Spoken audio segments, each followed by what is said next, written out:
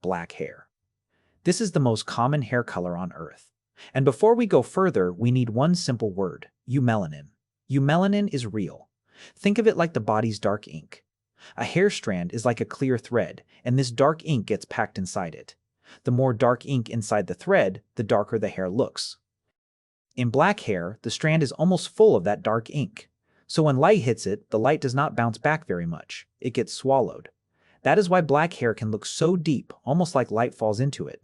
The color is not painted on the outside, it is built into the strand from the inside. This also explains the world map.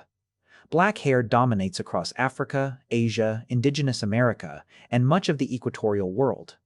The equator is the hot belt around the middle of Earth, where sunlight is strongest.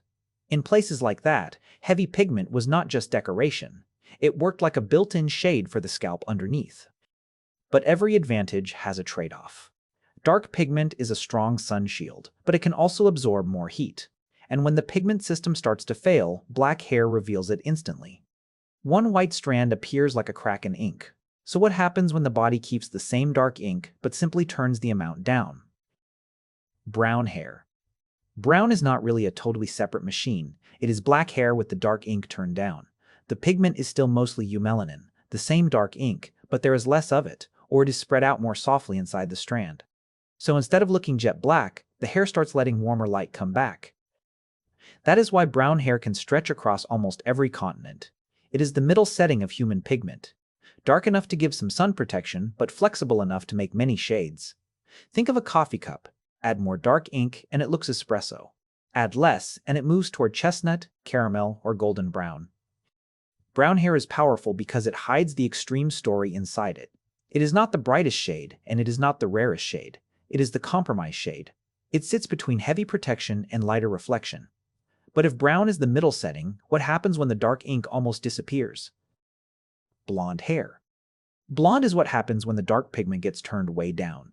The strand still has melanin. Melanin just means the body's color material, the stuff that gives hair, skin, and eyes their shade. But blonde hair has much less dark eumelanin, so light can pass through and scatter back as pale yellow. That is why blonde hair is one of the clearest signs of a low pigment system. It became especially visible in Northern Europe, where sunlight is weaker for much of the year. In a low sun place, the body could afford to build less pigment armor. It did not need the same heavy shade that helped near the equator. The trade-off appears in bright sun.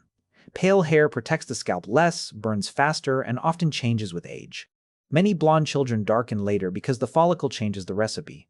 A follicle is the tiny pocket in the skin that grows each hair. As that pocket matures, it may start adding more dark ink. Blonde can be bright, delicate, and sometimes temporary. But the next color does not just reduce pigment, it switches pigment. Red hair. Red is the rarest common hair color, and it comes from a pigment switch called MC1R. Do not worry about the name. Think of MC1R like a traffic light inside the pigment factory. When the signal points one way, the body makes more dark eumelanin. When the signal weakens, the recipe turns toward a different pigment. That different pigment is called pheomelanin.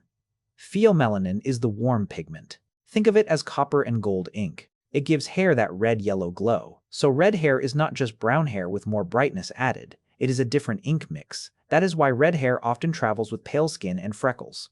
The whole pigment setting has shifted. But warm pigment is not as protective as dark pigment. In strong sun, the cost is obvious: easier burning, less natural ultraviolet protection, and more need to protect the skin and scalp. Ultraviolet just means the invisible part of sunlight that can damage skin. Red hair is beautiful, but biologically it is a lower shield setting. So what happens when red does not take over the whole strand? Auburn hair. Auburn is where red hides inside brown. At first it can look dark, almost ordinary. Then light hits it, and the copper underneath appears. This is why auburn can feel like a secret color. Indoors, it may read as brown. Outside, it suddenly flashes red. Biologically, the trick is the ink mix. There is enough eumelanin, the dark ink, to keep the hair deep, but there is also enough pheomelanin, the copper gold ink, to make that dark base glow. Auburn is brown's shield with red's warmth running through it. That mix makes auburn change with the room. In shadow, the dark ink wins. In sunlight, the copper ink shows up. It is the compromise between the shield and the flame. So what happens when the copper signal is still there, but the dark ink gets diluted almost to gold? Strawberry blonde. This is the border where blonde and red meet. There is too little dark eumelanin to become auburn, but too much warm pheomelanin to be ordinary blonde. In simple terms, it is pale yellow hair with a small copper light glowing through it. The result is delicate because the balance is narrow. Add a little more dark ink, and it can become light brown or auburn. Remove some copper ink, and it becomes ordinary blonde. That is why strawberry blonde can shift across childhood, sunlight, and age. It sits on a thin line between two pigment systems. A child can begin bright gold, warm into strawberry, then darken later as the follicle changes its recipe. That does not mean the old color was fake. It means the tiny hair factory changed what it was mixing.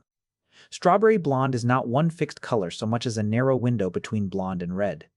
And every pigment recipe has one final enemy: time. Gray hair. This is not a new color being added, it is color leaving. Every hair follicle depends on pigment-making cells called melanocytes. That word sounds technical, but the idea is simple. Melanocytes are the ink workers. They sit near the root and hand color into the hair while it grows. When those ink workers slow down, get damaged, or stop showing up, the new hair grows with less color. Mix dark strands with colorless strands, and the head looks gray. Remove almost all pigment, and it looks white. Gray hair is not dirty black hair or faded paint. It is a mix of colored hairs and hairs with little or no ink. That is why graying is so personal. One person starts at the temples, another gets one streak, another keeps color for decades. Genes set much of the clock.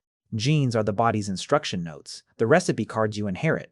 Stress may also push the system harder, but the main story is that the ink workers slowly stop keeping up. The secret is that gray hair is not dead hair. It is hair still growing, but without its old ink. The strand is alive in the sense that the follicle is still producing it, but the color machinery has gone quiet. Gray is the body continuing the strand after the ink factory falls silent. But sometimes pigment does not fade with age. Sometimes it never arrives at all. White hair at birth. A single white streak. A patch of hair with no color at all. This is the rare edge of the whole system, not pigment fading, but pigment failing to arrive. In albinism, the body may produce little or no melanin because the pigment-making machinery is disrupted. In plain terms, the ink factory is built differently, so it cannot make the usual amount of ink. That can create white or very pale hair, pale skin, and light-sensitive eyes, because melanin protects more than appearance. It helps shield skin and vision from light. In poliosis, the change can be local. One patch of hair turns white because that small cluster of follicles lacks working ink workers. So albinism is usually a body-wide pigment issue, while poliosis can be one local pigment gap.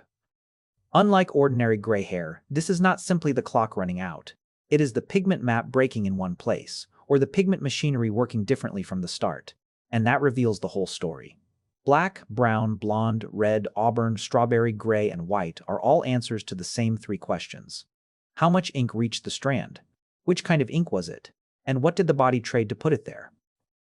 Do not just live in your body. Subscribe and understand it.